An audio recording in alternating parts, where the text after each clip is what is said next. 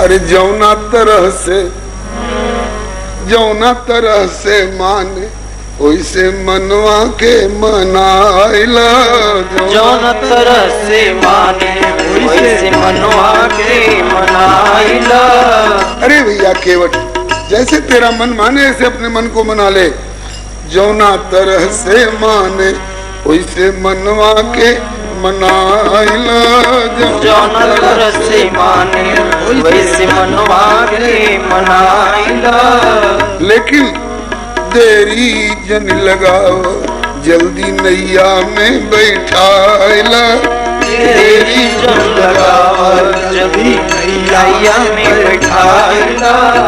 जैसे बाँचे नैया वही जतन के अब अपनाइला। जैसे बाँचे नैया वही जतन के अब अपनाइला।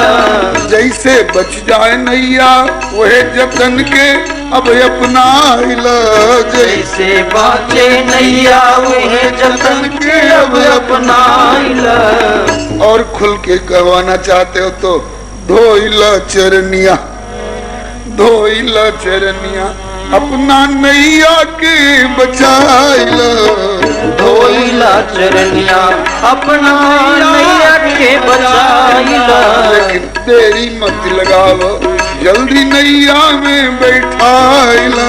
देरी जन लगावा, जल्दी नैया में बैठाइला।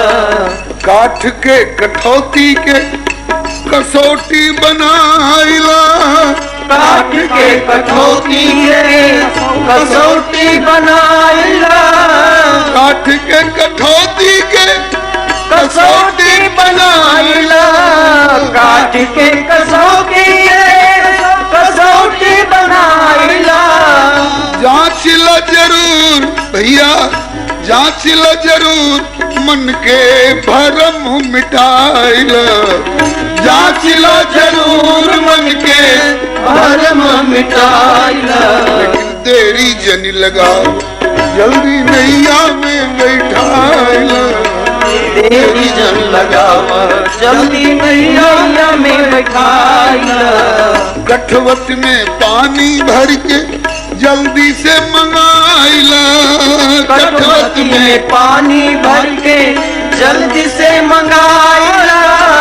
कठवत में पानी भर के जल्दी से मंगाइला। कठवत में पानी भर के जल्दी से मंगाइला। रहे ना मलाल मन में, रहे ना अफसोस मन में, आसरा पुराइला। रहे ना मलाल मन में, आसरा पुराइला। देरी जन लगावा भैया नैया में बैठाइला। देरी जन लगावा भैया नैया में बैठाइला। दास नेह निधि नारायण पर, दास नेह निधि नारायण पर आपन रंग जमाइला। दास नेह निधि नारायण पर आपन रंग जमाइला। दुनिया तो चाहती है कि उनका रंग मेरे ऊपर जमे, लेकिन ये अपना रंग उन पर जमा रहा है। दास नेह निधि नारायण पर ऐसन रंग जमाइला। दास नेह निधि नारायण पर ऐसन रंग जमाइला। ये हुलसाई रिझाई नाथ के इतने हट के बाद भी प्रभु खींच नहीं रहे हैं, बल्कि ये हुलसाई रिझाई नाथ के मन वांछित बर पाइला। ये हुलसाई रिझाई नाथ के मन वांछित बर पाइला। देरी मत लगाव, जल्दी नैया में बैठाइला। देरी न लगावा, जल्दी नैया में बैठाइला। देरी मत लगाव,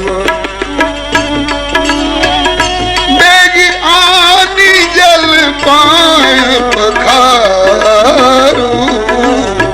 बेगी आनी जल पाए पखारू। होत विलंब उतारो पारू।